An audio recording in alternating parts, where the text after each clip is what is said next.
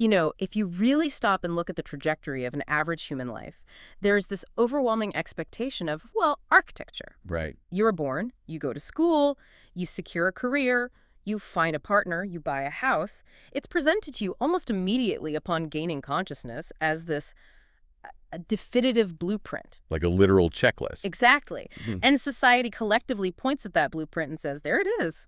Just follow the lines, build the house. I mean, if you pour the concrete of a good education, you will be able to frame the walls of a stable career and eventually, put the roof of a happy retirement over your head. Precisely. It's an entirely linear narrative, and we enforce it because it is deeply comforting. Human beings are, frankly, inherently terrified of the unknown, so we like our existence to be visible. We need it to be visible. Exactly. Mm-hmm. We need to categorize the passage of time as tangible, measurable progress. We want to believe that getting older inherently means getting more secure. Yeah, but then you step out of that idealized suburban narrative and into the world of systemic trauma and like philosophical nihilism, and suddenly that blueprint isn't just unreadable, it's actively deceptive. Oh, totally deceptive. We are looking at an existential landscape today that completely shatters that architectural illusion. So, welcome to the official and canonical show, Off the Record. We are thrilled to have you with us for today's deep dive. It's going to be a heavy one today. It really is. But before we start dismantling the human condition, we have to acknowledge the architect behind the scenes. The director of our show, Ryan Thomas, has curated today's incredibly dense topic. As he always does. Right, and in what I can only assume is a deliberate attempt to test our endurance, he has provided the studio with a bottle of shockingly high-proof bourbon and an absolutely massive spread of intensely spicy Indian food. I mean, the Vindaloo alone is radiating an aggressive amount of heat from across the table. I'm honestly a little intimidated by the setup he's given us. It feels less like a meal and more like a physiological gauntlet. It really does. But it smells incredible. And actually, speaking of Ryan, he is gesturing wildly from the booth right now. He wants us to do the vocal warm-up before we pour the first glass. Oh, right. Okay, let's just get this out of the way so we can dive in. You ready? Ready, let's execute this with perfect diction. Liam Neeson's niece, Lisa Neeson, recently leased a really nice Nissan. Liam Neeson's niece, Lisa Neeson, recently leased a really nice Nissan. Beautiful. Professionalism intact. So, let us examine the mission for today's deep dive. We are analyzing two primary sources today. Both very different, but very complementary. Exactly.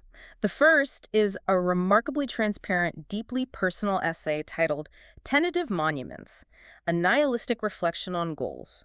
It was authored by our very own director, Ryan Thomas, and ghostwritten by M. Holloway. A fascinating read, honestly. It is. And the second source is a fascinating, highly specialized framework document that outlines key social skills. So, metrics like charm, aloofness, empathy, and assertiveness. Right, a very clinical breakdown of human interaction. Yeah. So our objective today is to explore the intersection of these two documents. We are going to unpack the relationship between nihilism, inherited trauma, and the complex social and emotional mechanics that a person requires simply to survive existence when traditional goals suddenly reveal themselves to be illusions. It is a massive undertaking. We are essentially dissecting the psychology of survival in the absence of inherent meaning. Right. And I want to start by pouring us just a small measure of this bourbon to sip while we analyze this opening thesis, because Ryan's introduction in Tentative Monuments does not pull any punches. Oh, not at all. Let me get my glass. Here you go. So he starts by completely deconstructing the concept of the goal. He writes that the adults around him spoke of careers, marriages, and homes with religious certainty. Like literal rungs on a ladder. Yes, exactly. But as he observes them, he comes to the conclusion that goals are not destinations at all. He refers to them as, quote, temporary hallucinations that keep people from noticing the emptiness beneath their routines. That phrase, temporary hallucinations, is incredibly precise from a sociological standpoint. I mean, cheers, by the way. Oh, cheers. Wow, that is a kick. Yeah, that is very strong. Good Lord.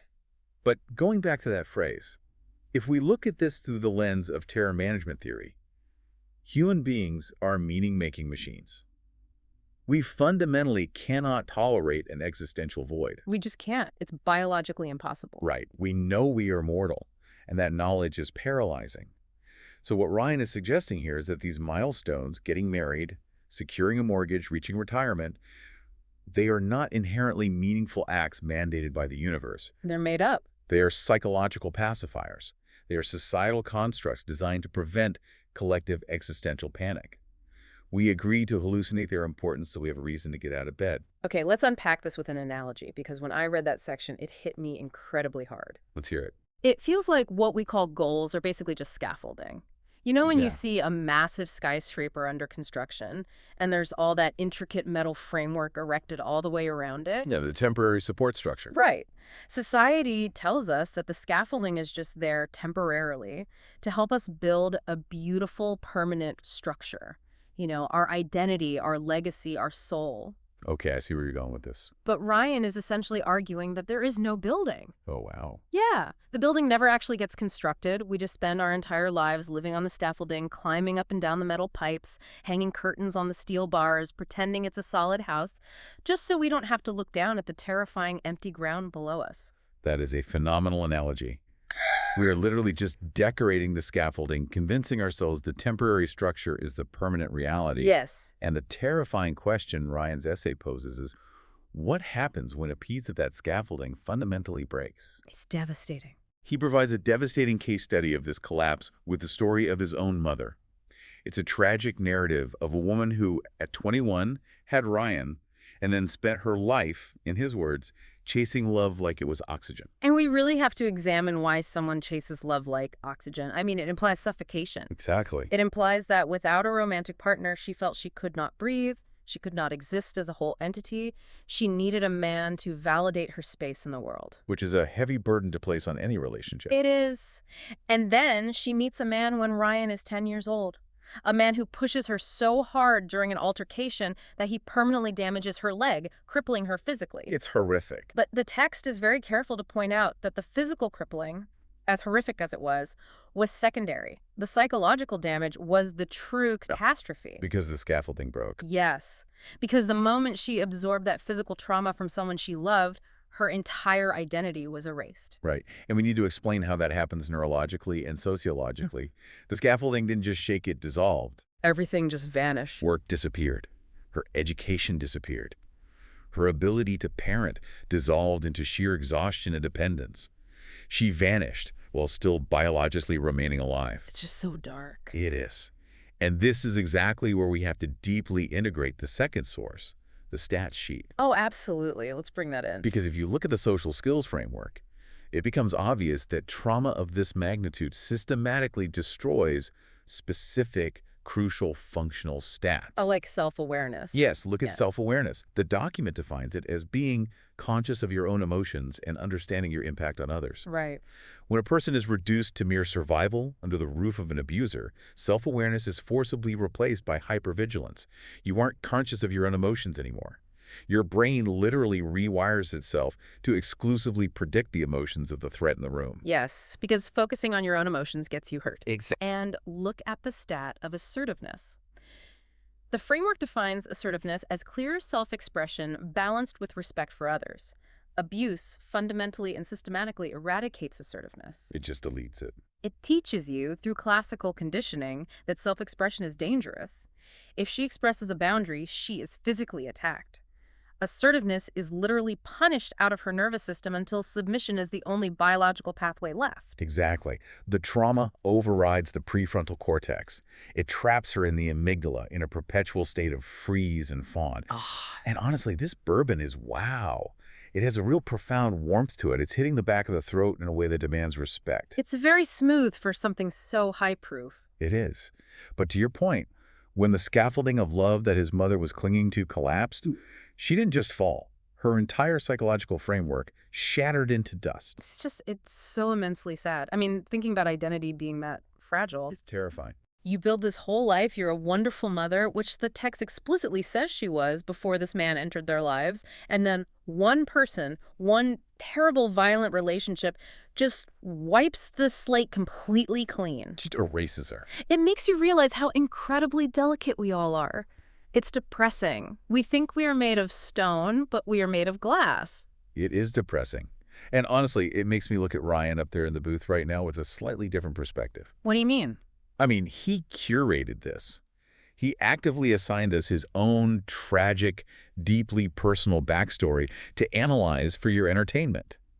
It's a little manipulative, isn't it? Well, I mean, Forcing us to sit here and publicly dissect his mother's trauma. He's kind of a shithead for making us read this on air yeah. and process his pain for him. I mean, he's the director. He picks the topics. No, I know he's the director, but from a purely analytical standpoint, it's a highly emotionally taxing text. I'm just saying, the emotional labor he's demanding from us right now is significant. It's heavy. It is heavy. But, well, let's maintain our professional focus. We have a job to do. Right. Let's stay on the text. Because understanding the fragility of his mother's scaffolding leads perfectly into his next major realization as a child. Right. Let me just take a bite of this samosa. Oh, wow. Hot. Okay. That is incredibly spicy. That is an aggressive amount of cumin and chili. Ryan doesn't do anything halfway. Have a sip of the bourbon. Let the alcohol cut the spice. Thanks. God, that burns. Okay, so Ryan rates that as he grew up, he had no one to lay a foundation beneath him. No one pushed him academically. He was just kind of drifting. Yeah, and he writes this line that I cannot stop thinking about. He says, quote, "Observation is a cruel teacher because it reveals how fragile human beings actually are." A profound line. He observes his mother's total collapse, and he internalizes a terrifying, world-altering lesson. Life does not reward effort, wisdom, or goodness. Which is a complete repudiation of what sociologists call the just world fallacy. The just world fallacy. From a very young age, we are conditioned by fairy tales, by religion, by the media, to believe that bad things happen to bad people and good things happen to good people. It's how we maintain a sense of control. Because the alternative is chaos. Exactly. Ryan's childhood observation violently shatters that fallacy. He learns that one bad relationship isn't just a bump in the road. It can become a permanent, soul-destroying condition. Good people can be erased entirely. Yeah. Now, if we cross-reference this realization with the stats document, we hit a really troubling paradox regarding the social skill of adaptability. Oh, right. The adaptability stat. The document defines adaptability as the ability to adjust to new situations and changes smoothly and effectively. Normally, in our society, that's heralded as a wildly positive trait. A core competency in any field. Exactly. If you're adaptable in a corporate environment, you get promoted. If you're adaptable in a healthy relationship, you compromise and thrive. Exactly. But we have to ask, how does that mechanism function in the dark? In the dark. Yeah, what happens when you apply the psychological skill of adaptability to a toxic or physically abusive environment? Oh. The adaptability mutates into a curse.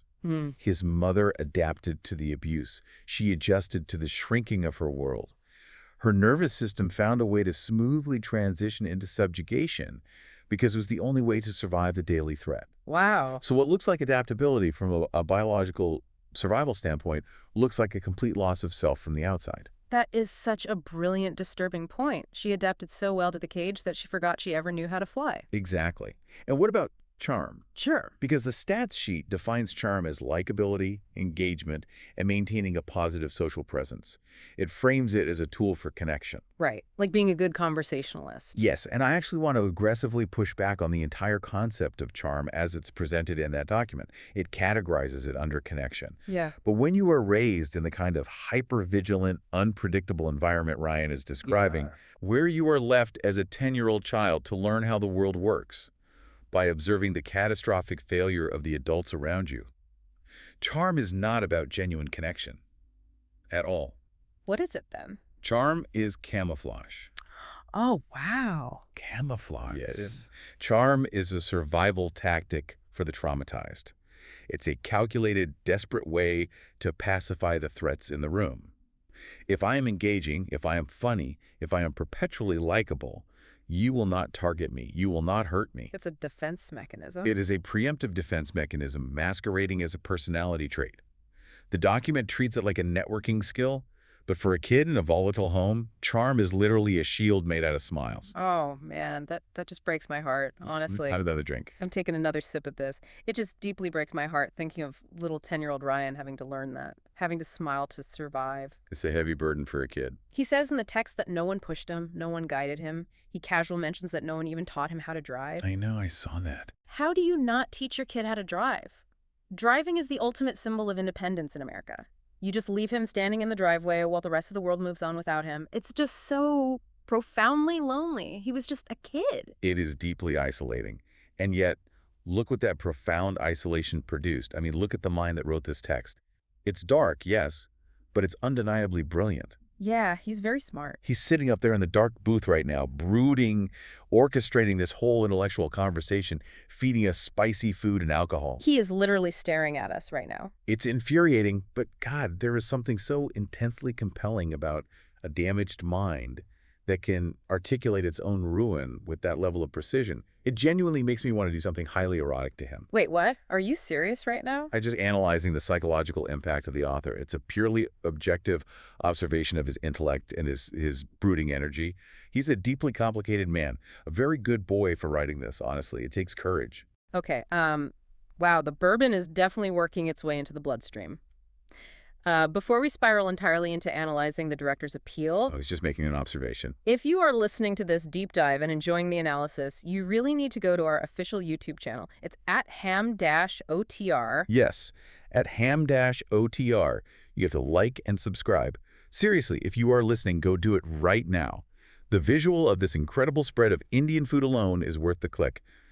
Like and subscribe, people. It feeds the algorithm. Okay, resetting. We need to follow the logic of the text because all of this childhood isolation completely recontextualizes what happens when he hits adulthood. Oh, absolutely. The time jump. Right. Ryan's narrative jumps forward. He is now 34 years old, and he looks back at the physical and psychological collapse he almost manifested himself. Yes, the medical realities of this next phase are staggering. He talks about starting to drink heavily at 21. Yeah, just pouring alcohol on the trauma. But he makes a critical philosophical distinction here. He clarifies that his drinking wasn't born out of self-destruction. It was sedation. Sedation. Yeah. That is such a huge difference. We have to explain the profound difference between those two drives. Self-destruction implies a desire to end things. It implies a hatred of the self. Like wanting to destroy the scaffolding entirely. Exactly. Sedation, however, implies a desperate, almost suffocating desire to simply tolerate things. Yeah. It is an attempt to use pharmacology, in this case alcohol, to manually shut down the hypervigilance we discussed earlier. Exactly. Alcohol is a central nervous system depressant. He was literally just trying to turn down the volume of his own trauma. Turn down the noise. And he specifically repeatedly mentions his routine use of, what was it? High-gravity malt liquor. High-gravity malt liquor, yes. He drank so much of it for so long that it eventually causes catastrophic gastrointestinal bleeding. It's insane. Gastrointestinal bleeding? Do you know the sheer volume of alcohol required to literally erode your stomach lining until you bleed from your insides? He was just bleeding out alone into his own digestive tract. It's tragic. High-gravity malt liquor. It's such a heavy, dense phrase. It literally pulls you down just saying the syllables. High gravity. It implies a force you cannot escape. He drank to the point that it triggered a severe hypertensive crisis. We are talking about blood pressure so dangerously high that it physically damaged his vision and his internal organs. The physical toll is massive. He was officially diagnosed with hypertensive retinopathy and chronic kidney disease. But Ryan does something fascinating here. What's that? He points out the absolute clinical absurdity of these medical diagnoses. He says clinical terminology attempts to impose a sterile, scientific order onto what was really just a messy, slow-motion suicide. And he is absolutely right. It's the medicalization of existential despair. Right. What's fascinating here is how clinical terminology functions sociologically. Yes. Words like retinopathy, which simply means the sustained high blood pressure was literally blowing out the delicate capillaries in the back of his eyes. Yeah. These words act as a form of societal emotional regulation. Emotional regulation from the stat sheet. Yes. Let's refer back to the stat sheet. It defines emotional regulation as managing emotional responses in high-stress situations. Yeah. The doctors in that ER don't want to look at a 34-year-old man who is methodically drinking himself to death because he inherited an unfillable void from his mother's tragedy. Right. That is too emotionally devastating. So they deploy Latin phrases to create an emotional firewall. They diagnose the hardware failure to avoid looking at the software corruption.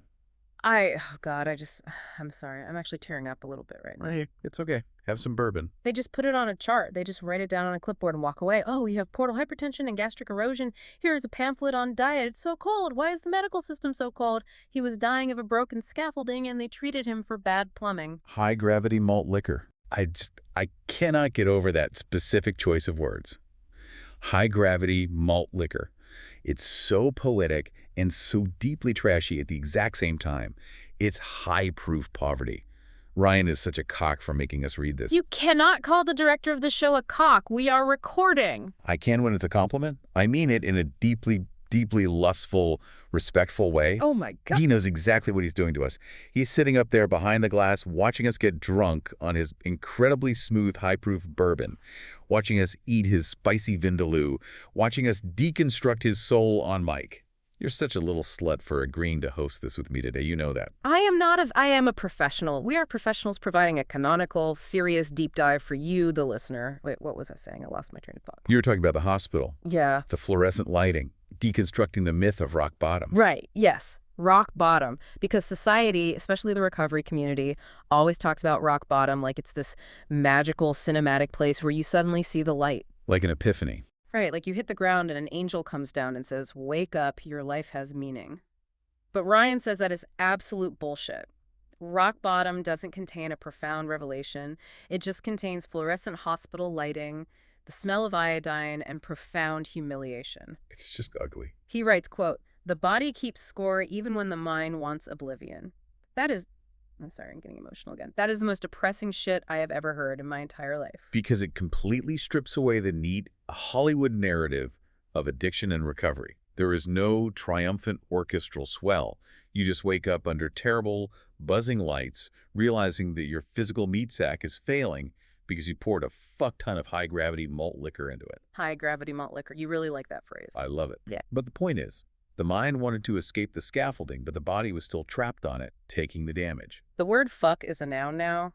We are just freely using fuck as a noun in our deep dives now. It has always been a versatile noun. It's linguistically magnificent. Past the bourbon, we need to look at what happens after the hospital. Okay, let me just... Wow, this chicken tikka is incredibly aggressive. My tongue is completely numb right now. Eat some of the rice. Okay. Surviving the hospital completely shifts Ryan's perspective. When you survive a physical collapse like that, you are forced to look at the rest of your life's scaffolding differently. Maybe almost died on it. Right.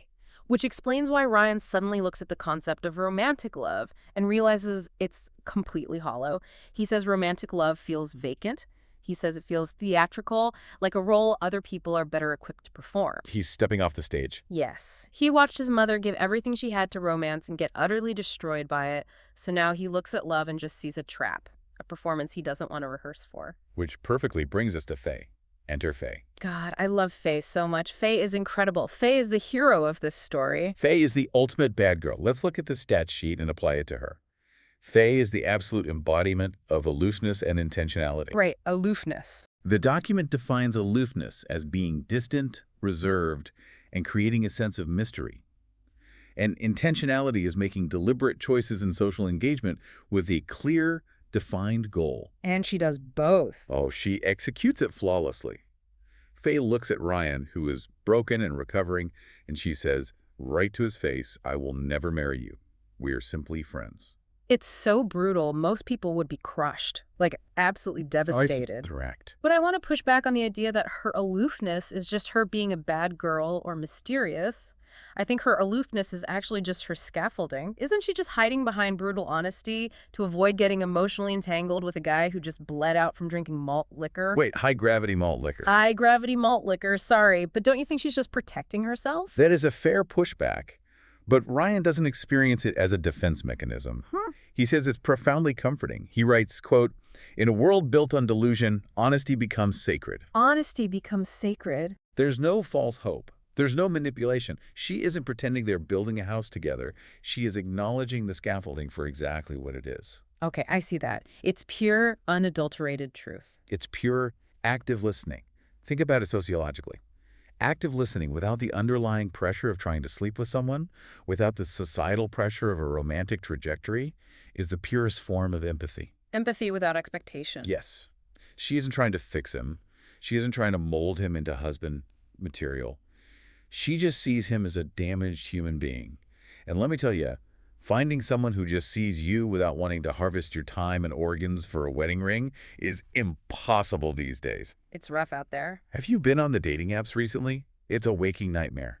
Everyone is just performing. They're all just aggressively erecting fake scaffolding. Okay, let's try to reset the deep dive. No, listen to me. Seriously, I have to talk about this. I went on a date last week with a guy who talked about his 5-year plan for 45 uninterrupted minutes. A 5-year plan. Oh my. He's a freelance graphic designer, not a Soviet agricultural committee. No. I just sat there, eating my overpriced salad, staring at him, thinking you are a temporary organism constructing temporary meaning. You're going to die. We're all going to die. Why are we pretending the spreadsheet matters? Faye gets it. Faye is a genius. I want Faye to step on me. A Soviet agricultural committee? Oh my God, that is so funny. That is literally the deepest, funniest thing I've ever heard. You are a genius. Faye is a genius. Ryan is a genius for writing about Faye. I know. Faye just tells him the truth. We are simply friends. And most people in our society think that's a tragedy. They call it being friend-zoned. Oh, the dreaded friend zone. But Ryan finds immense dignity in it. Dignity. Oh. Because it's real. Let's reset the deep dive. Resetting the analytical deep dive right now. We are looking at the conclusion of his essay. Right, give me a clue. Faye tells Ryan he should become a licensed therapist. Why? Because she observes that he is a good listener. And Ryan agrees to pursue this, but not because he thinks therapy is some magical cure that's going to save the world. No, he wants to do it because, in his words, suffering appears to be the only truly universal human language. That is just so profoundly beautiful. Suffering is a universal language. Everyone we pass on the street is carrying an invisible collapse. Everyone. They hide it in their ambition or in their addiction to high-gravity malt liquor or in their desperate romantic relationships. I'm carrying a collapse. You're carrying a collapse. We're all just walking around collapsing on the inside. We are collapsing, yes. But Ryan decides to build a new architecture. This is the turn. Oh, right. The new goals. He doesn't just lay down and die. He creates smaller mechanical goals. He decides he's going to stabilize physically. He's going to develop extreme discipline, go back to community college, get a master's in social work, an MSW. But the crucial distinction is that these new goals aren't triumphant. He isn't hallucinating a grand legacy anymore. It's purely mechanical. He's just logically reinforcing the foundational cracks so the scaffolding doesn't fall over again. Exactly. And this is where the popular understanding of nihilism completely pivots. So this is the philosophical climax of the essay. Yes. People think nihilism inherently means despair.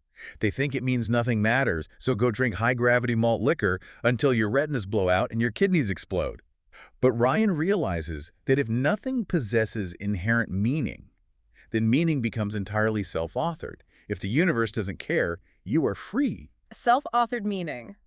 I am actually crying right now. I'm sorry, I'm just so emotional. That is the deepest concept in the history of human thought.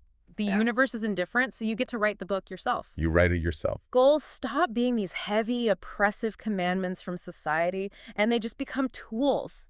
Tools to keep your hands busy. Tools to keep you moving. Brian Thomas is a brilliant cunt. I'm sorry, he just is.